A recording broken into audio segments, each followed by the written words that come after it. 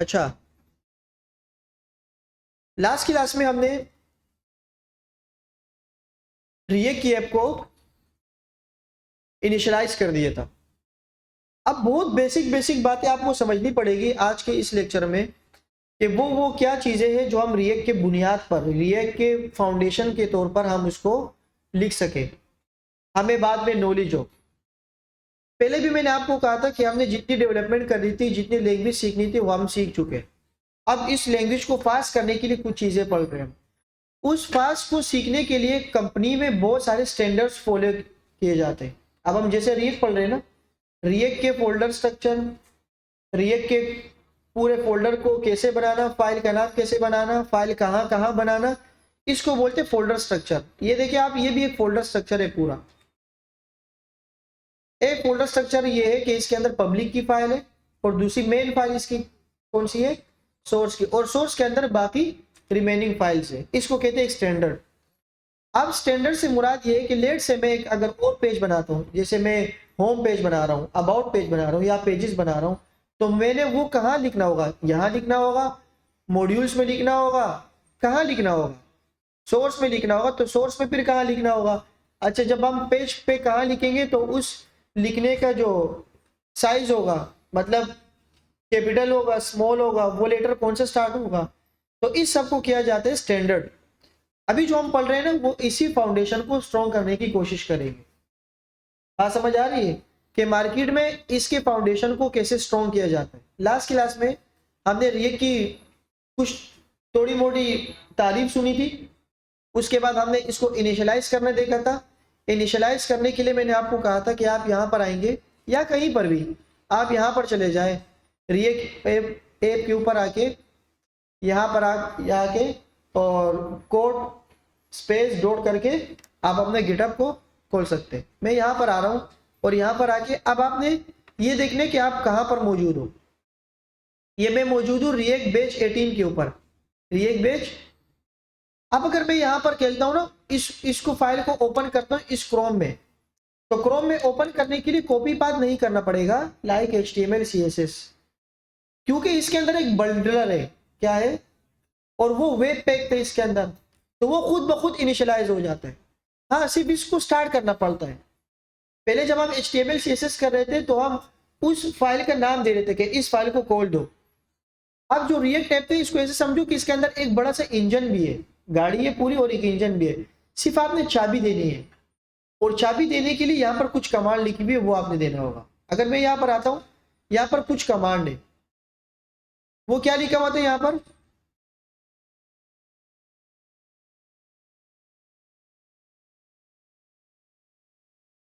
Script की file लिखी हुई थी, कहाँ चली गई,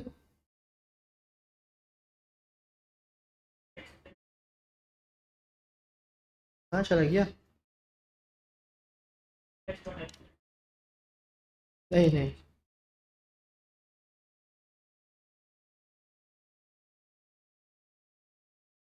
तो ये अभी जब मैं देख रहा था कहाँ था। अच्छा, तो ये यहाँ पर देखिए, यहाँ पर एक स्क्रिप्ट लिखी हुई कि एक इंजन है, ये गाड़ी है, चाबी है, आपने सिर्फ क्या देखना होगा। अब ये जो है ना, ये स्टार्ट, अब इसको समझे, बेहतरीन तरीके से समझे इसको। ये जो हम स्टार्ट लगा रहे हैं ना, ये कहाँ मौजूद है, पैकेज। और पैकेज हम यहाँ पर इंस्टॉल कर रहे थे, जब ये स्टार्ट आया था, वो कहाँ से स्टार्ट किया था हमने, npm से, np। अब किसी गाड़ी को स्टार्ट करना हो तो आप सिर्फ क्या लिखेंगे, स्टार्ट लिखेंगे, npm स्टार्ट। ये क्या बोल रहा है, ये कह रहा है कि आप जो ये स्क्रिप्ट स्टार्ट कर रहे हो ना, ये मुझे समझ नहीं आ रही कि ये स्टार्ट क्या है, मिसिंग क्या, did you mean npm start packages, इसके क्या मतलब है। मैंने कहा यार, ये जो npm है ना, npm, इसको आप रन कर दो, क्या कर दो, npm रन स्टार्ट कर दो। तो ये क्या बोलेगा कि भाई ये मैं समझ नहीं पा रहा क्या कर रहे हो।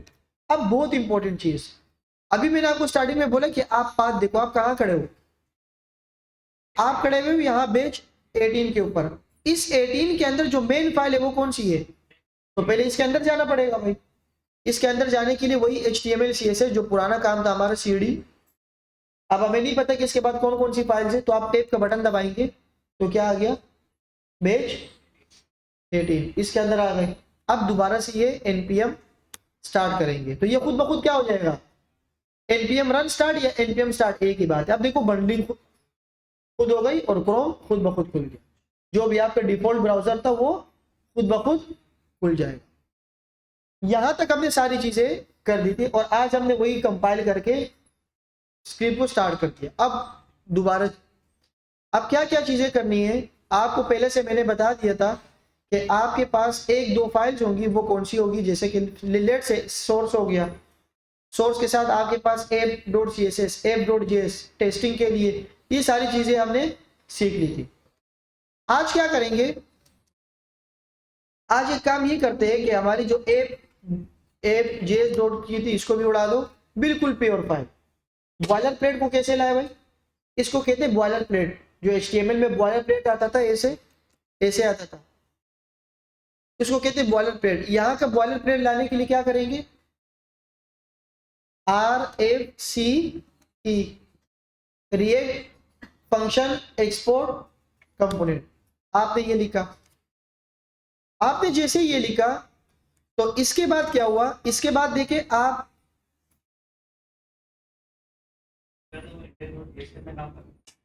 नहीं, index.js में ऐप की फाइल रखी हुई थी ये रही, वो हमने HTML और CSS को जब अलग अलग सीख रहे थे, नहीं फंक्शन वो हमने बनाया था app2.js पे, वो मैंने डिलीट कर दिया। अब बिल्कुल बेसिक से आ रहा हूं, तो यहां देखिए आपके पास एक फंक्शन बन गया, फंक्शन का पहला नाम कैपिटल, एक्सपोर्ट डिफॉल्ट, ये क्या चीज है इसके बारे में आज बात कर लेते। और इसके अंदर आप कोई भी चीज लिखते, मैंने कहा कि H1 हेलो रिएक्ट ऐप। अब आपने लिखा तो यहाँ पर क्या आ जाएगा, हेलो रिएक्ट ऐप आ जाएगा। ये कैसे काम कर रहे हैं मैं आपको बता चुका था, ये ऐप की फाइल इंडेक्स में पड़ी हुई है, इंडेक्स से यहाँ पर ऐप के कंपोनेंट को रेंडर किया हुआ है और यहाँ से ये क्या हो रहा है, रूट के HTML के उस आईडी से कनेक्ट हो रहे हैं, जो कि मैंने आपको यहाँ पर बता दी थी, ये वाली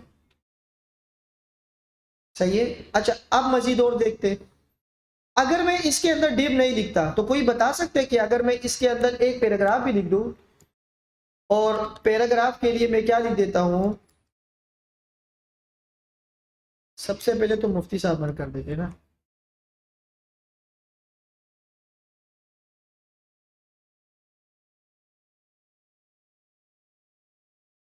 मैंने आपको कहा था कि अगर मैं यहाँ पर पैराग्राफ लिख दूं तो इस पैराग्राफ के लिए क्या है, दिस इज पैरा, तो यहाँ पर क्या जाएगा, दिस इज पैरा।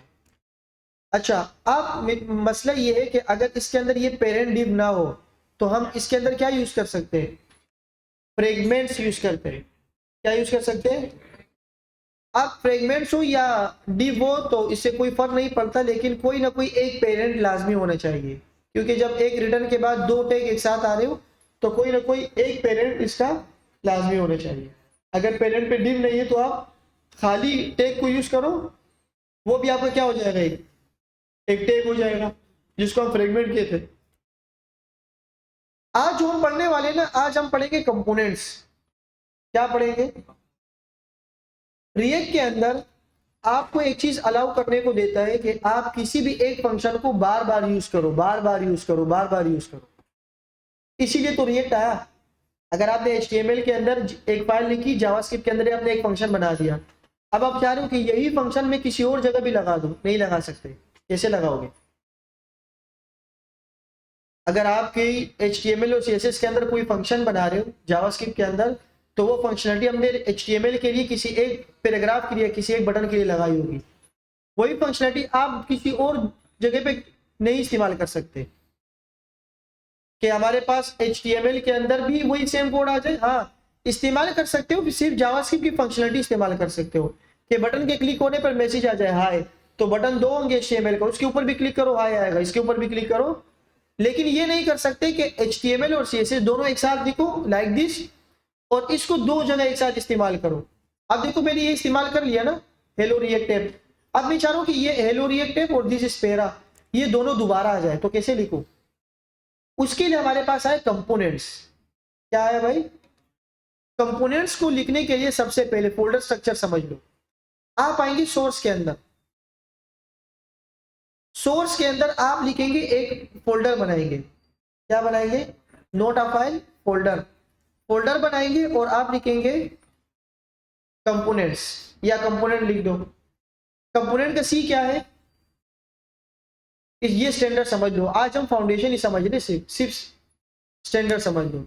कंपोनेंट्स के अंदर आया और मैंने लिखा यार मैं एक बटन बना रहा हूं, और ये जो बटन होगा ना, ये बटन हर जगह यूज होगा। एक जनरल बटन बना रहा हूं, तो इसके लिए हम क्या यूज करें? Button dot JS. क्यों बड़ा होगा? नहीं, जरूरी नहीं है। बात समझ आ रही है? अच्छा, अब याद रखना हमेशा कि आपने एक बटन बनाया।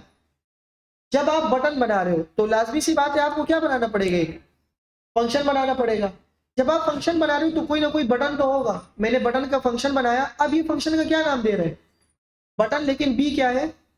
और फंक्शन में हमेशा बटन क्या होता है? अब याद रखो कि कंपोनेंट का जो हमेशा ये लेटर होगा, ये हमेशा क्या होगा? कैपिटल होगा। हमेशा कंपोनेंट जो फंक्शन हम बना रहे हैं उसके जो हमेशा फर्स्ट वर्ड होगा, वो फर्स्ट कैरेक्टर होगा, वो क्या होगा? कैपिटल होगा। एक बात ये हो गई। फोल्डर स्ट्रक्चर में जो कंपोनेंट का स्पेलिंग होगी, कंपोनेंट जो सी होगा वो क्या होगा? स्मॉल होगा। अब एक बात हो, जब आप ये बटन बना रहे, हमेशा हमेशा इसको कहते हैं फाइल और इसको कहते हैं फोल्डर। तो फाइल का नाम हमेशा कैपिटल उसका रखना होगा जिसके अंदर HTML रिटर्न हो रहा है। जिसके अंदर क्या रिटर्न हो रहा है भाई? इसके अंदर HTML रिटर्न हो रहा है कि नहीं? ये डिव क्या है? HTML है कि नहीं? अगर मैं बटन बनाऊंगा, इसके अंदर बटन बनाऊंगा, तो ये जो बटन आएगा टैग का, ये क्या है भाई? बटन है। This is button. ये मैंने एक बटन बना दिया। अब इस बटन के अंदर HTML भी और क्या भी है? जावास्क्रिप्ट भी है।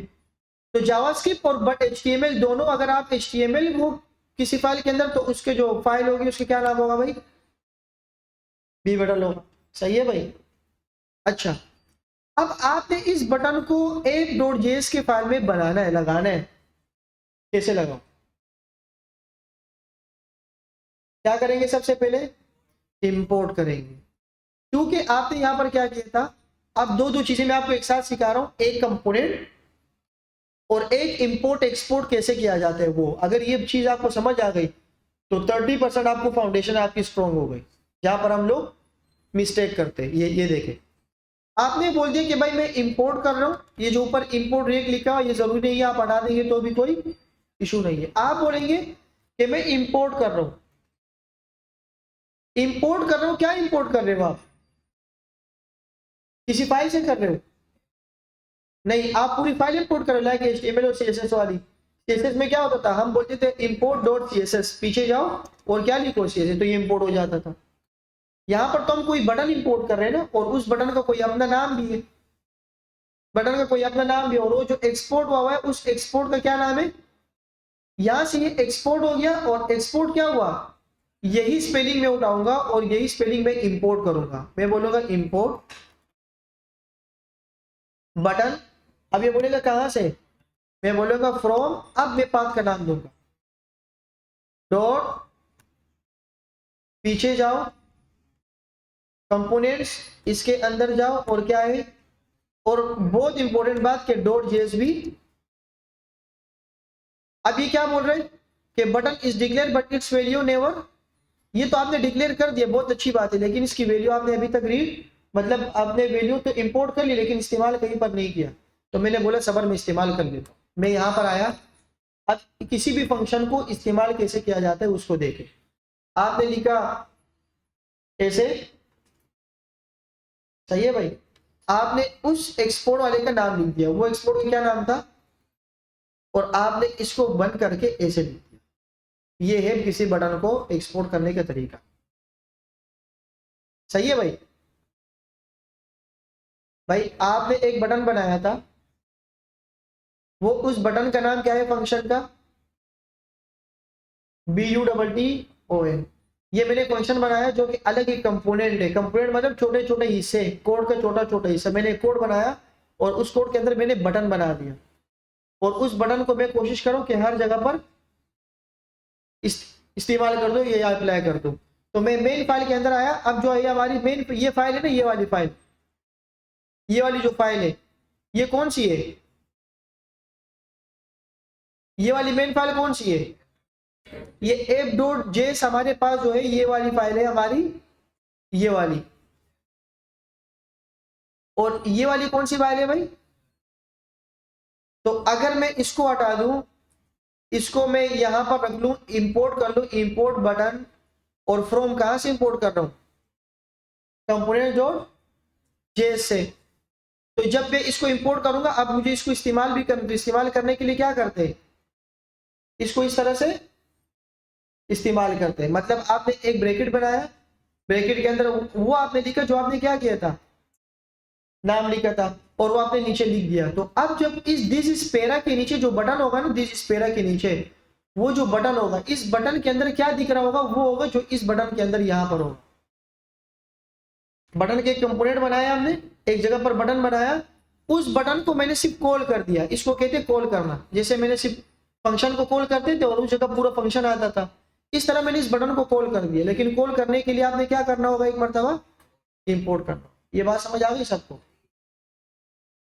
इंपोर्ट एक्सपोर्ट का मतलब ये है कि आप कोई भी चीज फंक्शन यहां पर बनाते हो, इंपोर्ट एक्सपोर्ट। एक्सपोर्ट का मतलब इसको कहीं ले जाओ, हम कोई चीज एक्सपोर्ट करें, बाहर मुल्क लेके जा रहे हैं, तो वो एक्सपोर्ट हो गया। हम कोई इम्तियाज से कोई चीज खरीदते, कोई कोलगेट खरीदते, तो हम कहते हैं इसकी प्राइस 200 है और इसके पास 400। तो हम ये कहते हैं कि ये क्यों महंगा है, तो इसने बोले ये इम्पोर्टेड माल है, ये किसी जगह से इम्पोर्ट हुआ है। तो मैंने एक फंक्शन यहाँ बनाया, इसको मैं लेकर के किसी और मुल्क, किसी और फाइल पे इसको हम बेच रहे, एक्सपोर्ट कर रहे, एग्जैक्टली इसको हम बेच रहे। इस फाइल को हम मंगवा रहे, इसी बटन को हम मंगवा रहे हैं यहाँ से कि भाई हम इंपोर्ट ले आओ इस बटन से। कहां से भाई? इस बटन से इंपोर्ट लिखेंगे। मुझे ये बटन यहाँ चाहिए था, तो मैंने क्या लिखा, इंपोर्ट बटन फ्रॉम। इसने बोला कहां से ला रहे हो, कोई लोकेशन तो देनी पड़ेगी ना, तो आप बोलो कि मुझे यहां से मंगवाना। तो यहां पर अगर आप देखें तो यहां पर क्या हो चुका है भाई, दिस इज। अब ये जो बटन है ना, ये कहां से आ रहा है, दिस इज बटन। और किसके किसके नीचे है ये, दिस इज पैरा के नीचे ना। तो दिस इज पैरा के नीचे यहाँ क्या मौजूद है, दिस इज पैरा के नीचे क्या मौजूद है, उस बटन का नाम। ये हमने पहला कंपोनेंट बनाया और पहले ही कंपोनेंट इंपोर्ट एक्सपोर्ट कर दिया। कोई और सवाल जी? डिफ के बाहर कैसे रखोगे, फॉर एग्जांपल ऐसे,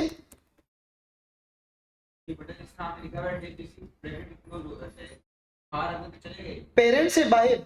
देखो शुरू वाली बात को पकड़ो, पेरेंट हमेशा एक होना चाहिए।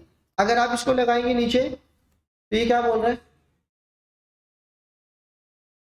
सही है। रिटर्न से पहले देखो, आप चीजों को ब्रेक डाउन करो। चीजों को ब्रेक डाउन कैसे किया जाता है, बातें नहीं करो। चीजों को ब्रेक डाउन ऐसे करते हैं कि भाई सबसे पहले तो मैं काम क्या कर रहा हूँ वो देखो। मैंने एक फंक्शन बनाया है, इस फंक्शन के अंदर जावास्क्रिप्ट एक फंक्शन है और ये रिटर्न है। इसके अंदर मैं क्या लिख रहा हूँ, HTML लिख रहा हूँ। HTML जब लिखूंगा तो इस रिटर्न को एक पेरेंट चाहिए, और वो पेरेंट मैंने ये वाला बना दिया। अब पेरेंट के बाद मैंने इसके अंदर दो टैग बनाए। तीसरा जो टैग मैंने बनाया ना, वो टैग मैंने खुद से खुद बनाया, बटन के नाम से। मैं यहाँ पर ये भी लिख सकता हूँ कि TEST टेस्ट। यहाँ पर जो फंक्शन का नाम होगा वही फंक्शन एक्सपोर्ट होगा। दोनों नाम सेम, क्या सेम होंगे क्या नहीं होंगे यही आज समझेंगे, इसमें कंफ्यूज नहीं होना। कोई मसला हो तो डायरेक्ट सवाल पूछ लो। जो फंक्शन का नाम हो एक्सपोर्ट वही करोगे। भाई आपकी गाड़ी है, जो गाड़ी होगी वही एक्सपोर्ट करोगे, फाइल में उसके नाम वही होगा, नंबर प्लेट वही होगा। तो इसीलिए जो फंक्शन का नाम होगा एक्सपोर्ट भी क्या होगा। अब यहां पर आओगे, आप बोलोगे कि भाई मैं एक्सपोर्ट करूं किसको, टेस्ट को, और इस टेस्ट को इंपोर्ट भी करना होगा। तो मैंने क्या लिखा इसकी जगह, टेस्ट लिखा। बटन का नाम फाइल है, कुछ भी है, उससे कोई हमारा कोई मसला नहीं होगा। ये देखो दिस इज बटन, ये एरे एलियास का है। देखो already include file name user make in the file is in the program because import भी आई है फ्रॉम द फाइल एक्सपेक्टेड। तो आप ये करो कह रहे कि इसको इसकी लिखने की जरूरत ऐसे नहीं है, डायरेक्ट कर दो। आप देखो यहाँ पर क्या है, you attempt to import which files outside of the project source directory relatively import source. तो ये कह रहे हैं आप पूरा सोर्स लिखो, यहाँ से सोर्स के अंदर कंपोनेंट पूरे लिखो। Can not resolve button dot JS in, button कहाँ लिखा है मैंने,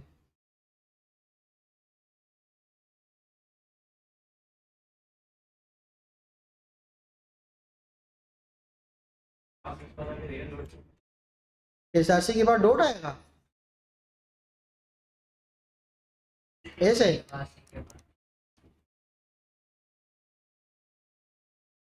ये देखो ये इंपोर्ट ही नहीं हो रहा ना, ये देखो ये क्या बोल रहे हैं कंपोनेंट के अंदर क्या है,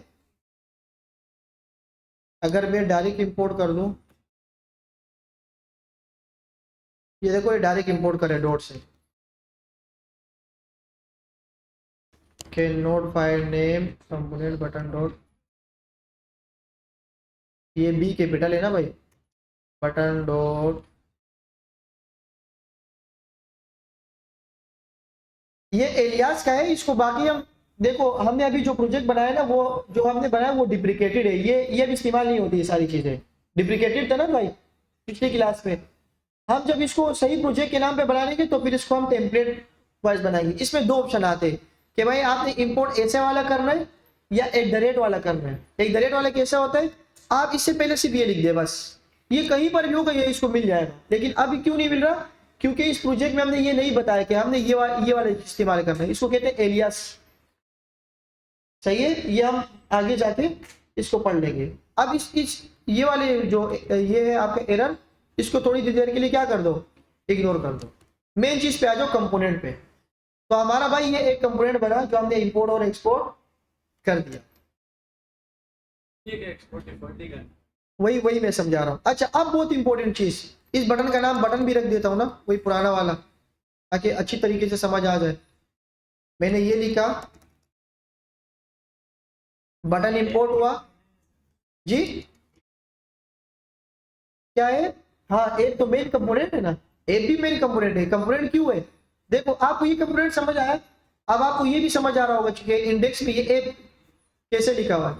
ये देखो मेन फाइल में ऐप लिखा, और ये कैसे इंपोर्ट हुआ है, इंपोर्ट ऐप फ्रॉम ऐप, ये ऐप इंपोर्ट हुआ है। और कहां से इंपोर्ट हुआ है, अब देखो इस पूरे प्रोजेक्ट में डॉट डॉट वाला चल रहा है, तो इसलिए यहाँ पर क्या आ रहा है, डॉट डॉट वाला। अब ये कह रहे कि आप मेन इसी फाइल में हो तो डॉट लगाने की जरूरत आपको नहीं है, तो मैंने कहा सही है नहीं है। लेकिन यहाँ पर क्या बता रहे हैं, आप सोर्स के डायरेक्टरी में तो कुछ ना कुछ करो, या तो एलियास लगाओ और यहाँ पे पूरा पाथ दे दो। पूरा पाथ कैसे देते, वो जो हम HTML के टाइम पे करते थे वो कैसे करते थे, कॉपी रिलेटिव पाथ, और यहां पर आके ऐसे देता था कि ये जो पूरा पाथ है ये मैं उठा रहा हूं, ये उठाया और यहां रख दिया। कहाँ है भाई,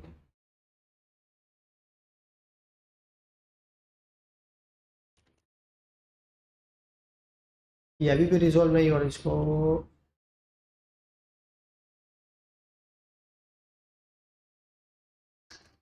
ये इसमें सिर्फ पूरे प्रोजेक्ट में असल में जो मेन प्रोजेक्ट है वो देखो डॉट डॉट वाला है, तो ये इसमें क्या चल रहा है, डॉट डॉट वाला। अच्छा बहरहाल बहरहाल तो क्या करें हम इसके साथ हम ये कर सकते हैं कि ये हमने एक कंपोनेंट बनाया और कंपोनेंट हमने यहाँ पर रेंडर किया, ये ऐसे ही कंपोनेंट है जैसे कि ये वाला कंपोनेंट।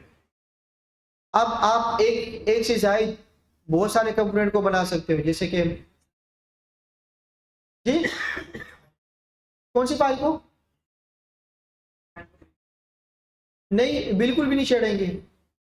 मतलब क्या करना है इसके साथ, छेड़ेंगे लेकिन आखिरी में थोड़ा आगे आगे जाके ना रिडक्स वगैरह लगाएंगे, कुछ चीजें लगाएंगे जो हमें पूरे एप्लीकेशन में चाहिए होगी, फिर हम इसको छेड़ेंगे। अभी भी छेड़ेंगे, जब हम CSS लिखेंगे ना तभी इसको छेड़ेंगे, छेड़ना पड़ेगा।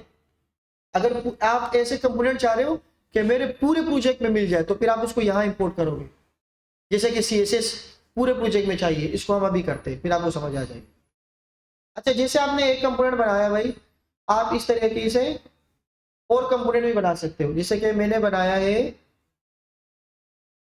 अबाउट इनपुट की फील्ड बना दो, इनपुट डॉट, मैं अपने इनपुट बना रहा हूँ RFCE, इनपुट बनाया और आपने यहाँ पर इनपुट की फील्ड दे दी, इनपुट टाइप टेक्स्ट और प्लेस होल्डर, एंटर योर, ये मैंने लिखा और अब मुझे इसको ऐप के अंदर लगाना पड़ेगा। तो कैसे लगाऊं भाई? सबसे पहले मैं यहां पर आऊंगा, इनपुट, देखो ये खुद ब खुद दे रहे, अगर आप एक्सपोर्ट भी नहीं करोगे तो ये इसको एंटर करो तो ये खुद ब खुद क्या हो जाएगा, नीचे आ जाए। बात समझ आ रही है? बस इसको बंद कर दो, आपका इनपुट मिल जाएगा आपको, इंटर योर, आपने दो कंपोनेंट बना लिए और उसको इंपोर्ट और एक्सपोर्ट। अब इंपोर्ट एक्सपोर्ट समझो, बहुत इंपॉर्टेंट चीज, बहुत इंपॉर्टेंट, इंपोर्ट एक्सपोर्ट समझो। सम टाइम हम क्या कर रहे होते हैं कि हमारे पास एक्सपोर्ट डिफॉल्ट आ रहा होता है और उस एक्सपोर्ट डिफॉल्ट को हम जब इस पे लिख रहे होते हैं ना, तो हमेशा याद रखो जब आप एक्सपोर्ट डिफॉल्ट लिख रहे होते हैं, क्या लिख रहे होते हैं भाई? तो डिफॉल्ट का मतलब ये है कि जब आप इसको इंपोर्ट कर रहे हो ना तो आप इसका नाम चेंज कर सकते हो। ये अपने पास नोट कर लो भाई, ये अपने पास नोट कर लो। If you use export default then you can change the name of import। ये बात समझ आ रही है? क्या मतलब, इस बटन का क्या नाम है? बटन एक्सपोर्ट क्या हुआ है? बटन, यहां पर आ रहा हूं, इसके क्या नाम मैंने रखा है? बटन पे लिख रहा हूं कि बटन 3, क्या लिख रहा हूं? नाम मैंने क्या कर दिया, चेंज कर दिया। यहां पर आ रहा हूं, स्टिल चल रहा। ये बात क्लियर होगी सबको? दोबारा बता रहा हूं, जब आपने कोई चीज एक्सपोर्ट की होगी, एक्सपोर्ट के नाम को आप इंपोर्ट के टाइम पे चेंज कर सकते हो। मैं लिख रहा हूं माय बटन, क्या लिख रहा हूं भाई? यहां पर आया, यहां पर आपने क्या लिख दिया?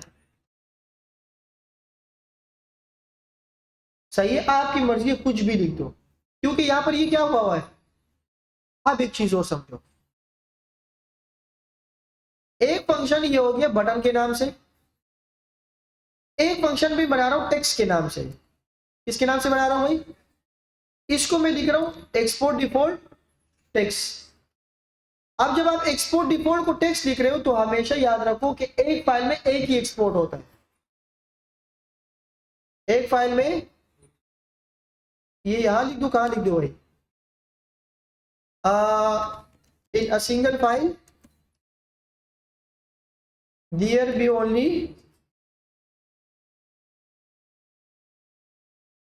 one export default।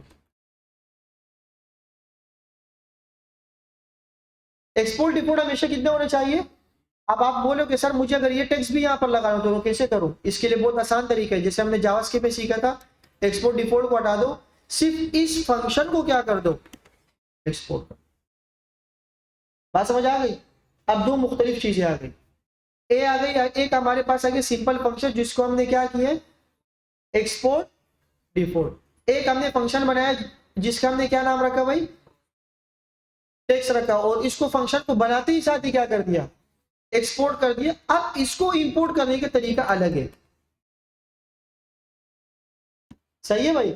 इंपोर्ट करेंगे आप और आप बोलेंगे कि मुझे इसको इंपोर्ट करना है और इसको आप करली ब्रैकेट लगाएंगे, करली ब्रैकेट के अंदर आपको क्या मिलेगा भाई, टेक्स्ट। और देखो खुद ब खुद आ गया कंपोनेंट के अंदर बटन डॉट जेएस पे आपको क्या मिला भाई, मैं नीचे आ रहा हूं और मैंने लिखा टेक्स्ट। टेक्स्ट में कुछ लिखा ही नहीं तो क्या लिखूं, दिस इज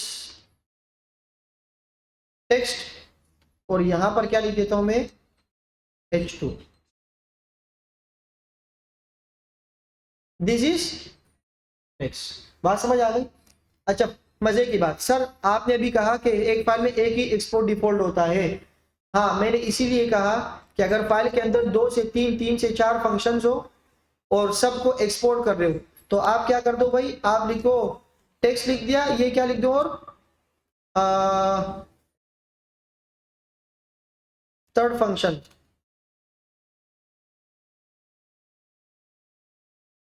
ये मैंने थर्ड फंक्शन लिखा।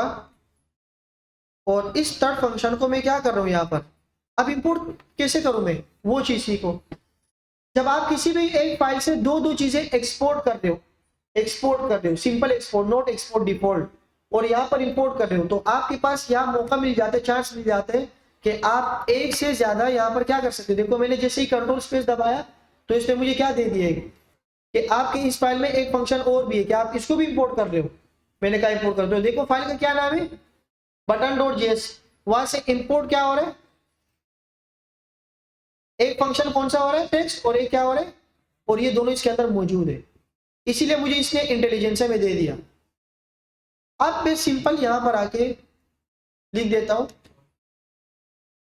ये, दिस इज थर्ड फंक्शन। देखो बहुत सारे कर सकते हो, लेकिन डिफॉल्ट वाला कौन सा होगा, डिफॉल्ट वाला। आप डिफॉल्ट वाले को ऐसे किसी और तरीके से इंपोर्ट नहीं कर सकते। अगर आप चाह रहे हो कि इस डिफॉल्ट वाले को मैं क्या करूं, इसके टॉवल में नाम चेंज कर देता हूं ताकि समझ आ जाए। नहीं, जो अपना ओरिजिनल नाम था ना, जो हम सीख रहे थे अभी। सही है भाई, गलत कर दिया, बटन बटन बटन, क्या गलती हुई, अच्छा ये हटा दो, ये डिफॉल्ट वाला हो गया। बटन इज नॉट डिफाइन, अभी बटन की स्पेलिंग गलत है, बटन की स्पेलिंग गलत है, button button button button, button is not define, refresh करना पड़ेगा। तो ये क्यों, अच्छा जी। तो ये देखो आपने एक्सपोर्ट डिफॉल्ट किया था ना, ये वाला export default, export default direct कैसे होता है, ना कि करली ब्रैकेट में। अगर आप करली ब्रैकेट में करोगे तो ये समझ आएगा। और एरर भी बता रहे कि export button import as button was not found. आपका जो एक्सपोर्ट वाला बटन था ना, उसको आप इंपोर्ट एज अ बटन नहीं कर सकते। आप क्या करोगे, इसे ये हटाओगे। और जब एक्सपोर्ट डिफॉल्ट होगा तो एक्सपोर्ट डिफॉल्ट में आपको ये चॉइस है कि आप इसका नेम क्या कर सकते हो,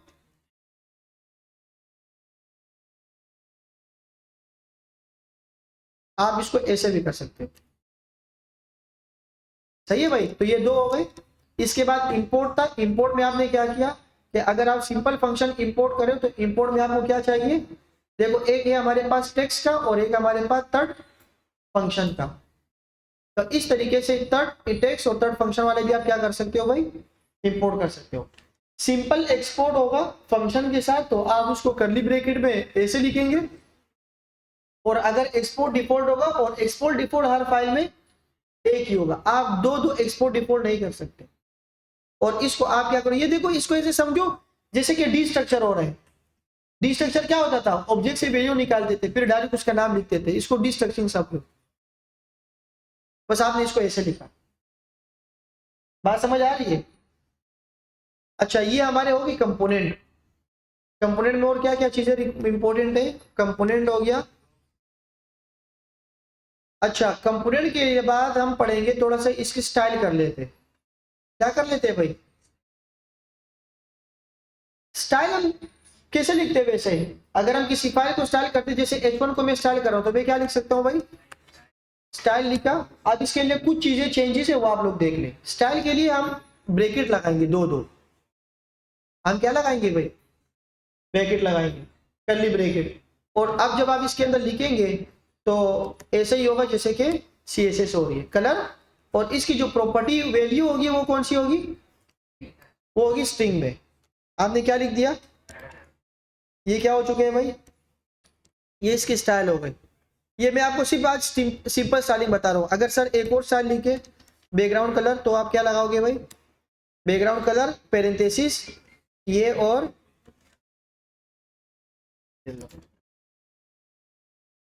सही है भाई। तो ये के अंदर हम स्टाइल ऐसे लिखते, बस तरीका समझो कि स्टाइल ऐसे लिखते।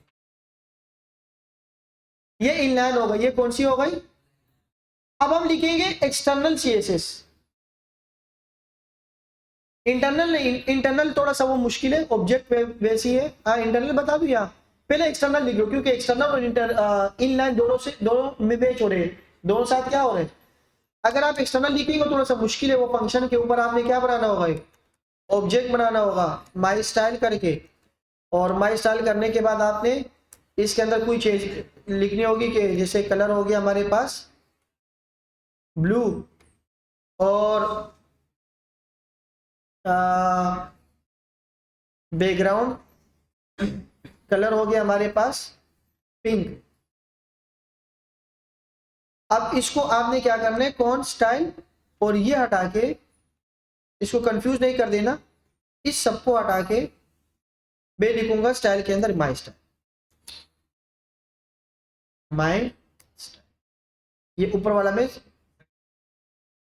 जी। हाँ जब आप किसी एक्सटर्नल वो करोगे, इंटरनल करोगे, एक ऑब्जेक्ट बना दिया ना आपने, भाई आप स्टाइल खुद से कर सकते हो। ये बहुत बुनियादी चीजें बता रहा हूँ, सीरियस होके देख लो, बाद में बहुत ज्यादा फंस जाओगे। इनलाइन सीएसएस के लिए क्या होता था, इनलाइन सीएसएस के लिए आपके पास दो करली ब्रैकेट लगते थे, और वही सेम सीएसएस की प्रॉपर्टी आपको खुद ब खुद मिल जाती थी। अगर आप इनलाइन कर रहे हो तो इनलाइन के लिए आपको इनलाइन सीएसएस लगानी पड़ेगी, और इनलाइन सीएसएस आप खुद बनाओगे। जैसे हम ये करते थे ना वहां पे HTML में स्टाइल करते थे, और स्टाइल के टैग में क्या होता था, आईडी दे देते थे डॉट, और इस तरह काम करते थे। यहाँ पर ऐसा नहीं होगा, यहाँ पर आप इनलाइन सीएसएस खुद बनाओगे एक ऑब्जेक्ट के तौर पर, क्योंकि आप जो भी एक्स्ट्रा इंफॉर्मेशन दे रहे हो, ये बात समझो। देखो HTML से दोबारा शुरू हो जाओ, ये HTML के क्या, इसको क्या कहते हैं, टैग कहते हैं। जब आप टैग के अंदर कुछ चीजें इजाफी देते हो, इसको क्या कहते हैं, एक्स्ट्रा इंफॉर्मेशन। और एक्स्ट्रा इंफॉर्मेशन हमेशा एट्रीब्यूट कहलाती है, और एट्रीब्यूट का रिटर्न हमेशा ऑब्जेक्ट होता है। एट्रीब्यूट का रिटर्न हमेशा क्या होता है, ऑब्जेक्ट होता है। इस चीज को समझो, एट्रीब्यूट का रिटर्न हमेशा क्या होता है भाई, ऑब्जेक्ट होता है। तो जब आप इसको ऑब्जेक्ट बनाएंगे तो आप देखें ऑब्जेक्ट के तौर पर आप खुद ब खुद कलर बनाएंगे। अच्छा इस कलर की खास बात, आपने लिखा फोन फैमिली, तो फोन फैमिली ऐसे नहीं लिखोगे, आप ये सोच रहे हो कि सर मैं खुद से बना रहा हूं तो फिर फोन फैमिली मैं खुद से लिखूंगा, नहीं। सीएसएस ऐसे ही लिखनी होगी जैसे कि सीएसएस नाम लिखने के कन्वेंशन था। सीएसएस में प्रॉपर्टी कैसे लिखते थे, जब बैकग्राउंड कलर लिखते थे तो सी हमेशा क्या होता था, कैपिटल होता था। फोन फैमिली में ये एफ क्या होता था। तो ये मैं समझा रहा हूं कि जब आप ऑब्जेक्ट बनाएंगे, ऑब्जेक्ट में अगर आपको चाहिए कि मैं स्टाइलिंग सही करूं, तो स्टाइलिंग में वैसे ही स्टाइलिंग करनी होगी जो स्टाइलिंग सीएसएस आप खुद देता है, नेमिंग कन्वेंशन जो हमने सीएसएस में सीखी थी। फोन फैमिली, अगर मैं यहाँ पर आके फोन साइज बता दूं, फोन साइज मैं कैसे लिखूंगा, ऐसे नहीं, क्योंकि सीएसएस में फोन साइज एस क्या होता था, और यहाँ पर मैं लिख देता हूँ 20, फॉर एग्जाम्पल मैं 20 लिख देता हूँ, यहाँ बढ़ा देता हूँ थोड़ा सा, इसको लिख लो आप 40px। तो ये कितना हो चुका है 40। अच्छा मैं इसके ये एस स्मॉल कर देता हूँ, नहीं अप्लाई हो रहा देखो। तो इसका मतलब क्या है कि इसके अंदर वो प्रॉपर सीएसएस अप्लाई करनी पड़ेगी। हर टैग के लिए अलग ऑब्जेक्ट बनेगा, हर स्टाइल के लिए। हाँ अगर आप चाह रहे हो कि यही सेम स्टाइल यहाँ पर भी अप्लाई हो जाए, तो आप लिखे स्टाइल, और यहाँ पर उस स्टाइल का ऑब्जेक्ट का नाम लिख दे, दोनों के ऊपर अप्लाई होगा जी। नहीं आपकी मर्जी है, कहीं पर इनलाइन चाहिए होती है, नहीं कहीं पर इनलाइन चाहिए होती है, कहीं पर क्या चाहिए होती है, इंटरनल चाहिए होती है। ये दो आप आज के लिए दो काफी, आई थिंक, या एक्सटर्नल भी बता दूं, बता दूं अच्छे बच्चे देखो कौन कौन कह रहे बता दूं। हाँ सही है, देखो पीछे बैक बेंचर जीरो होता है, आगे वाले हाथ ऊपर कर ले, पीछे अब्दुल्ला क्या हुआ बता दूं। अब्दुल्ला अगर बोलेगा बताओ आगे तो बता देता, अगर अब्दुल्ला ने बोला छुट्टी तो छुट्टी करते। चलो अब्दुल्ला आगे आगे थोड़ा सा बताओ, या यहाँ छुट्टी करे। हाँ बता देता हूँ, चलो बता। भाई आपने हमने आज हमने कंपोनेंट देखा, और कंपोनेंट के अंदर हमने इनलाइन सीएसएस और इंटरनल सीएसएस देखी। एक्सटर्नल कैसे दे, बस एक्सटर्नल के लिए याद रखिए, जब आप लोग एक्सटर्नल सीएसएस देते हैं, और एक्सटर्नल सीएसएस के लिए जैसे मैंने कहा H3 और मैं देता हूं कि दिस इज एक्सटर्नल CSS। सही है भाई, एक्सटर्नल CSS देख रहा हूं। अब इसके लिए एक्सटर्नल CSS के लिए आपको क्या करते थे, आप क्लास लिखते थे ना भाई, क्लास लिखते थे और क्लास में उसकी क्या होती थी, वैल्यू होती थी। जैसे मैंने लिखा कि हेडिंग, ये हेडिंग, ये एक क्लास है, उसकी वैल्यू क्या है, और यहां पर आपने क्या लिख दिया, क्लास। अब रिएक्ट के अंदर आपको पता है कि आप जावास्क्रिप्ट और रिएक्ट दोनों एक साथ लिख रहे हो, तो जावास्क्रिप्ट के अंदर हमने क्लास किसी और चीज के लिए पढ़ा था, क्लास हमने पढ़ा था ना जावास्क्रिप्ट में, कूब में पढ़ा था। तो यहाँ पर ये क्लास अलाउ नहीं करेगा, उसने ये बोलेगा कि भाई ये जो जावास्क्रिप्ट है ना, जावास्क्रिप्ट के अंदर क्लास नाम का कुछ है, कुछ रिजर्व कीवर्ड है, तो आप इसे यूज नहीं कर सकते। इसके लिए सिर्फ क्या यूज होता है, क्लास नेम। क्या यूज होता है भाई, क्लास। आपको अभी याद होगा कि जब हम HTML और CSS को कनेक्ट कर रहे थे, तो हम जब टेक्स्ट डॉट स्टाइल कर रहे थे, तो उसके अंदर जब हम नई क्लास ऐड करते थे प्लस करके, तो हम क्या लिखते थे उसके अंदर, क्लास नेम लिखते थे। हम क्या लिखते थे भाई, हम ऐसे कर रहे थे। हम जब वहां पर काम कर रहे थे ना, हमने कहा था text dot style dot class name और प्लस करके इक्वल करके हम इसकी क्लास वैल्यू लिख देते थे, ऐसे होता था ना। इसीलिए यहाँ पर हम क्या लिखेंगे भाई, क्लास नेम। अब इसको चाहिए हमारे पास, जैसे आप लेट से मैं इसको बना रहा हूं, यहां पर इसको मैंने निकाला और इसको मैं बना रहा हूं यहां पर।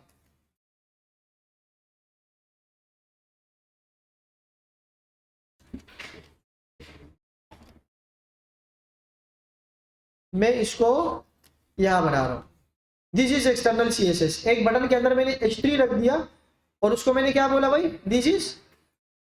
अब मुझे इस बटन के लिए सिर्फ CSS लगानी पड़ेगी, तो इस बटन के लिए क्या करूंगा, मैं यहां पर आऊंगा, मैं बोलूंगा बटन डॉट। अब मैंने देखो बटन का जो B है वो क्या लिख दिया, कैपिटल क्यों नहीं लिखा, क्योंकि इसमें HTML होती है, नहीं होती, तो मैंने इसको ऐसे लिख दिया। बात समझ आ रही है। अब मैं यहां लिख सकता हूं कि डॉट हेडिंग, और हेडिंग में क्या था, बैकग्राउंड कलर एक्वा।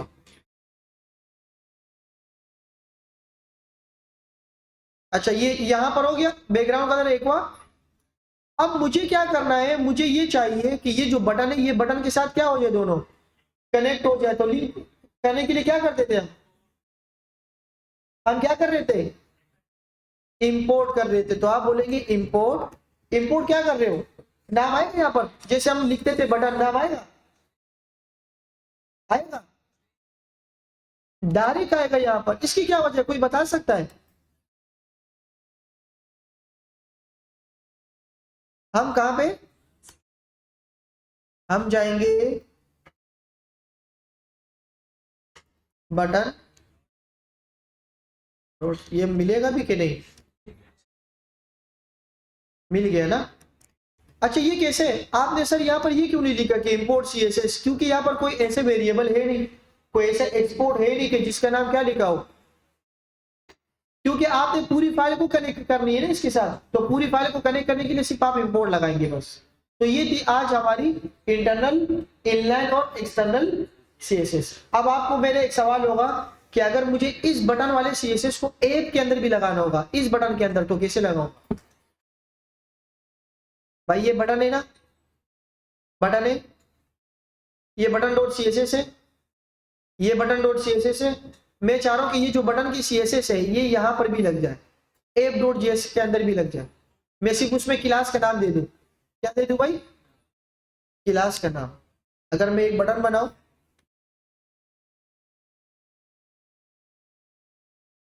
और क्लास नाम मैंने क्या रखा है,